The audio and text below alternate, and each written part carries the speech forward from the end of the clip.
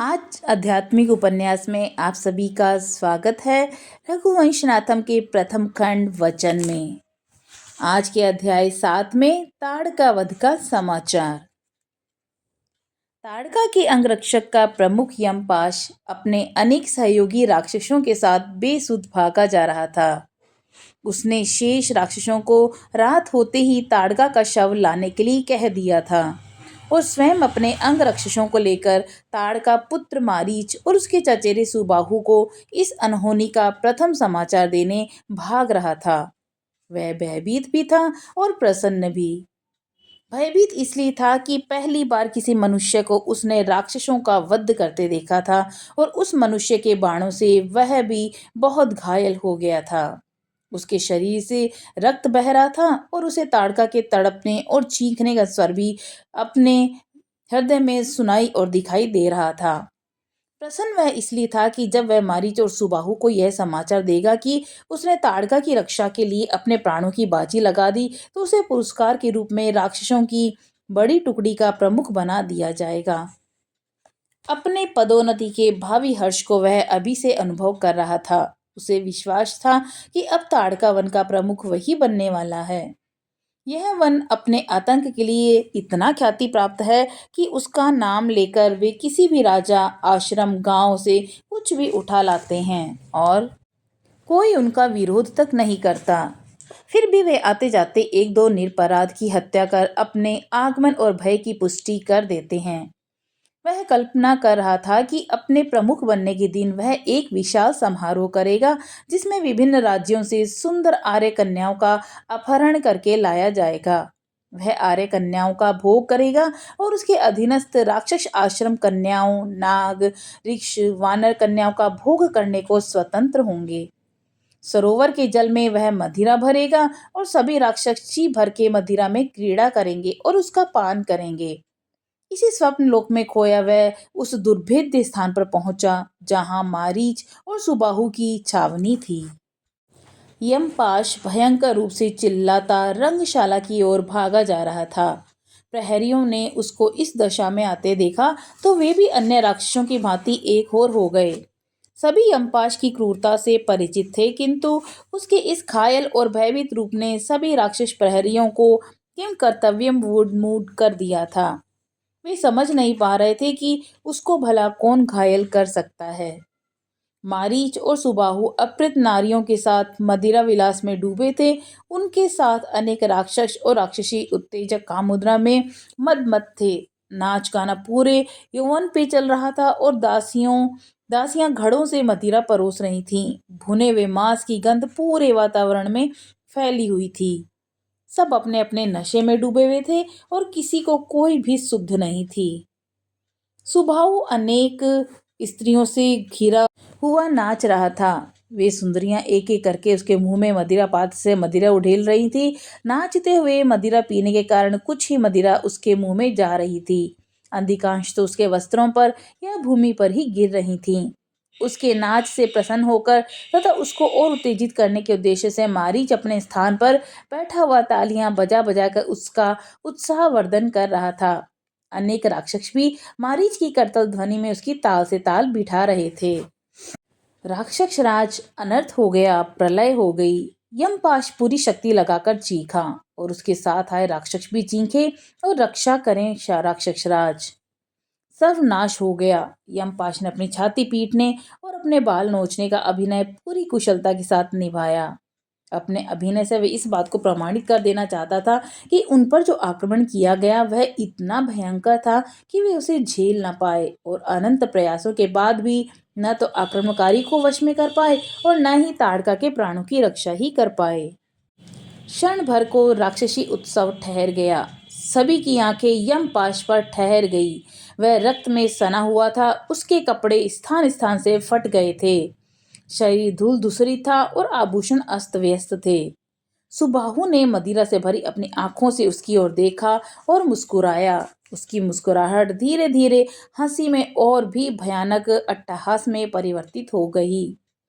सभी राक्षस इस भयानक हंसी का कारण जानने के लिए सुबाहु की ओर ताकने लगे। हंसते हंसते सुबाहु लोटपोट हो गया और चीखा, देखो किसी जंगली कुत्ते से घायल हुआ ताड़का की राक्षस सेना का प्रमुख यमपाश अपना मुंह छिपाने यहाँ आया है। सुबाहु के इतना कहते ही मदिरा के मद में डूबे सभी राक्षसों को यमपाश का उपहास करने का अवसर मिल गया। सभी उसकी ओर अश्लील संकेत करके उसे चिढ़ाते हुए हंसने लगे। मुझे किसी जंगली कुत्ते ने घायल नहीं किया है। यमपाश अपने इस अपमान को देखकर चीखा। तो फिर किसी वानर ने तुम्हारे वस्त्र फाड़ डाले हैं क्या? एक स्वर गूंजा। उसके साथ ही पुनः ठाकों का एक भयंकर शोर उठा। वानर ने नहीं, यमपाश को अपनी इस दशा पर लज्जा आ रही थी और हंसती हुई सभा को खा जाने की प्रबल इच्छा हो रही थी। कल तक जो राक्षस उसके सम्मान में सिर झुकाते थे वे आज उसका उपहास कर रहे हैं, उसे अपमानित कर रहे हैं। तो कोई भालू होगा या कोई भेड़िया होगा। नहीं नहीं, भालू भी नहीं, भेड़िया भी नहीं, तो फिर कौन बचा? अरे कोई नर भक्षी सिंह होगा या कोई जंगली बिल्ली होगी या उसे चाटने गया होगा, किंतु यह इसका पिछवाड़ा चाट गई।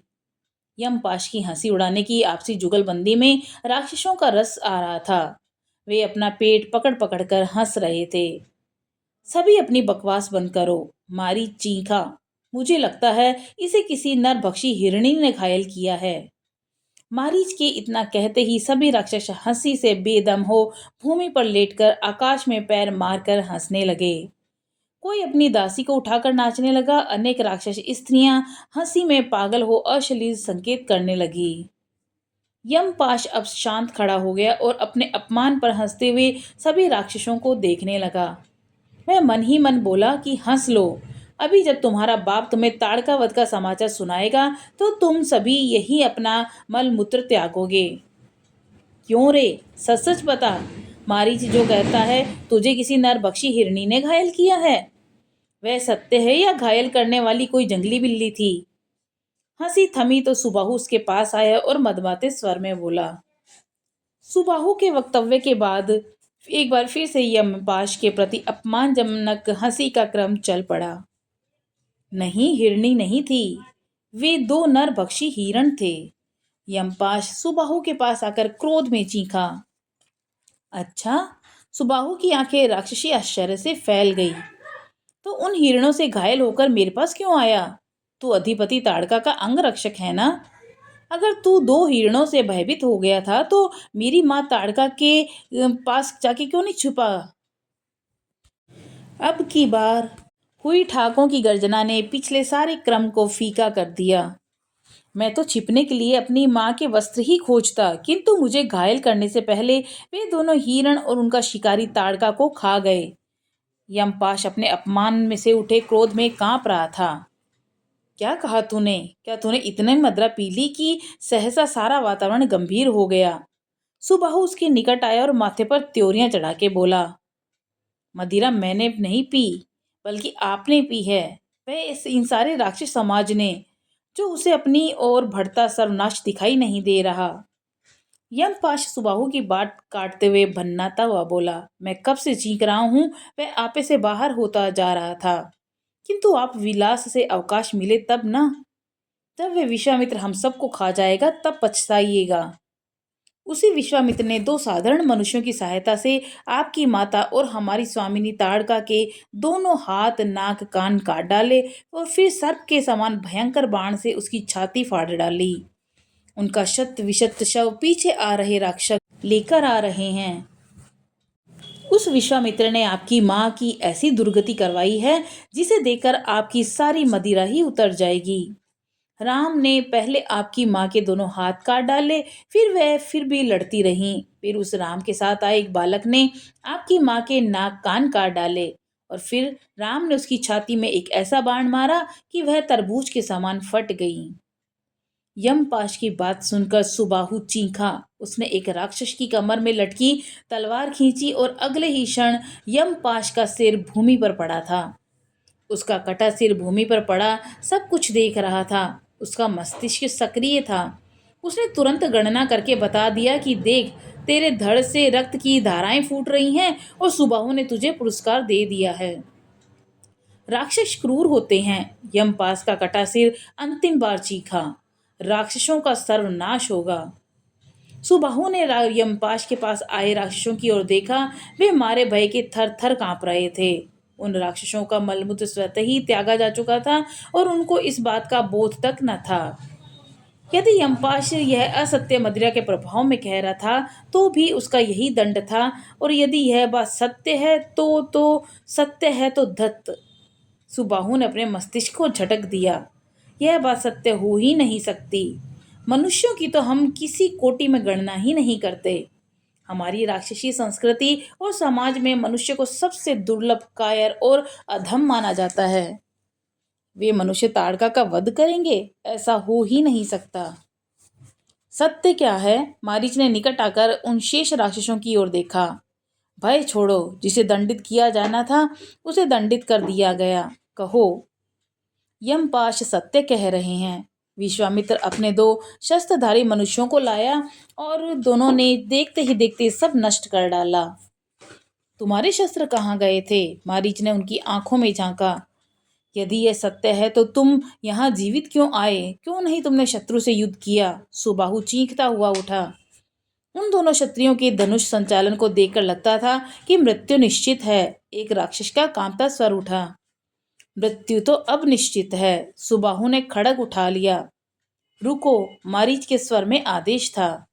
सुबाहु उस आदेश की गंभीरता को समझ गया। आगे कहो।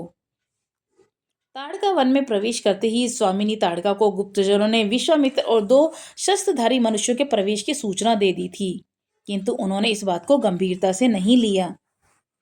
उनका कहना था कि मनुष्य तो कीड़े मकोड़े हैं और उनके लिए शस्त्र लेना अपने भय को प्रकट करना है। राक्षस राज, दूसरा राक्षस सैनिक कुछ साहस जुटाकर बोला। विश्वामित्र बोल रहा था, रघुकुल के इन दोनों राजकुमारों का कल्याण हो और इनकी विजय हो। मुख्य योद्धा को वह राम कह रहा था। राजकुमार? मारीच आश्चर्यचकित रह गया। राजकुमारों में, विलासी राजकुमारों में इतना देवी बल कहाँ से आ गया? मारीच, यह स्वप्न है। सुबाहु हंसा। या फिर अपनी मृत्यु का मूल्य देकर ये राक्षस सैनिक हमारे साथ परिहास करने आए हैं? तभी किसी के आने का संकेत हुआ। अनेक राक्षस किसी शव को लिए चले आ रहे थे। उन्होंने वह शव लाकर भूमि पर रख दिया। सभा में सन्नाटा पसर गया। मारीच और सुबाहु के मुंह खुले के खुले रह गए और शव उनकी मां ताड़का, वन की स्वामिनी, अपनी उपस्थिति से शत्रु के प्राण हरने वाली राक्षस जाति की महानायक ताड़का का था। उसकी शत विशत मृतदेह को देखकर लग रहा था कि जैसे राक्षस सबसे शक्तिहीन जीव हो। ओह! मारीच को जैसे चक्कर आ गया। यमपाश की कटी गर्दन ने सत्य कहा है, सर्वनाश होगा। ताड़का वध का अर्थ है कि राक्षस जाति को नष्ट करने के लिए गोपनीय स्तर पर इतना बड़ा अभियान अंतिम रूप ले चुका है और हमें कण मात्र भी आभास नहीं। राक्षस गुप्तचर क्या सदा मदिरा में चूर रहते हैं? मारीच, सर्वनाश तो होगा, किंतु हमारा नहीं, उस विश्वामित्र का और समूचे आश्रम का, शेष बचे ऋषि मुनियों का। अभी सैनिक अभियान पर चलो और राक्षसों को आदेश दो कि तुरंत सिद्धाश्रम को शवाश्रम में बदल डालें। सुबाहु, तुम सदा क्रोध में अंधे हो जाते हो। मारीच ने उसे डांटा। माँ भी यही करती आई और आज उसका परिणाम हमारे सामने है। तुम क्या समझते हो कि विश्वामित्र हमारी प्रतीक्षा में फूल मालाएं लिए खड़ा होगा? किसी भी प्रकार से आश्वस्त है कि यह न केवल हमारे आक्रमण का प्रतिकार कर सकता है, वरन हमें नष्ट भी कर सकता है। सबसे पहले राक्षस विधि से राक्षस संस्कृति की गौरव और उसकी गरिमा हमारी माता ताड़का का अंतिम संस्कार हो। फिर गुप्तचरों को सिद्धाश्रम की वर्तमान स्थिति का भेद लेने भेजो। उसके पश्चात हम आक्रमण की रूपरेखा तैयार करेंगे। सुबाहु ने क्रोध में पागल हो तलवार को भूमि पर मारकर तोड़ डाला और चीखते हुए विश्वामित्र की हत्या करने की घोषणा करने लगा। सुबाहु, मारीच शून्य में घूरता हुआ कठोर स्वर में बोला, इस बात को समझो। 2 कारणों से आज तक राक्षस जाति अगस्त्य और विश्वामित्र को छू नहीं पाई। पहला कारण यह है कि इनके पास जो दिव्यास्त्र हैं वे इनको मारते ही इनके साथ चले जाएंगे, तो इनकी तपस्या का हमें कोई लाभ नहीं मिलेगा। राक्षसों को विश्वास है कि छल कपट कर आज नहीं तो कल वे इनके दिव्यास्त्रों को चुरा लेंगे। फिर यह भी लगता है कि कहीं किसी ने भी दिव्यास्त्र का प्रयोग कर दिया तो हमारे पक्ष की भयंकर हानि होगी। जैसे अभी सामने दिखाई दे रही है। विश्वामित्र ने किसी साधारण राजकुमार को अपना बल देकर यह काम करवाया। किंतु ऐसा कौन राजकुमार है जिस पर विश्वामित्र को इतना विश्वास हो गया कि इस महान शक्ति को पाकर उसका मन नहीं डोलेगा। हमारा प्रयास होगा कि उन दोनों राजकुमारों को बंदी बनाकर या तो राक्षस होने के लिए बाध्य किया जाए या फिर उनको मृत्यु दंड दिया जाए। विश्वामित्र सुबाहु भय और क्रोध में चीता हुआ ताड़का के शव पर गिर पड़ा। मैं यह शपथ लेता हूँ कि अब इन संसार में एक ही जीवित रहेगा, या तो मैं या तू। बहुत जल्दी ही तेरे आश्रम में रक्त की नदियां बहाने आ रहा हूँ। तू नहीं जानता कि ताड़का की हत्या करके तूने सारे संसार को जलाने का काम कर दिया है। मैं तुम सभी ऋषि मुनियों को खा जाऊंगा। मारीच को तो जैसे काठ मार गया था, वह समझ ही नहीं पा रहा था कि कोई ताड़का को कैसे मार सकता है। वह सोचने लगा, जिस ताड़का का नाम सुनते ही गर्भवती स्त्रियों के गर्भ गिर जाते हैं और वीर पुरुष उसको देखते उसी स्थान पर खड़े खड़े अपना मल मूत्र त्याग देते हैं, आतंक के पर्याय उस ताड़का को दो राजकुमार कैसे मार सकते हैं। इस असंभव घटना के पीछे अवश्य ही कुछ ऐसा छिपा है जिसे कोई भी नहीं पकड़ पा रहा। किंतु जल्द ही वह सिद्धाश्रम को शमशान भूमि बना देगा और उस विश्वामित्र की गर्दन पर तलवार रखकर उसे वह सब गोपनीय उगलवा लेगा।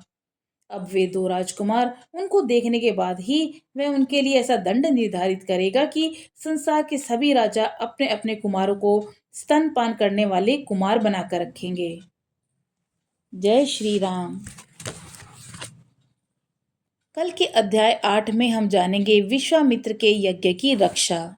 तब तक के लिए नमस्कार।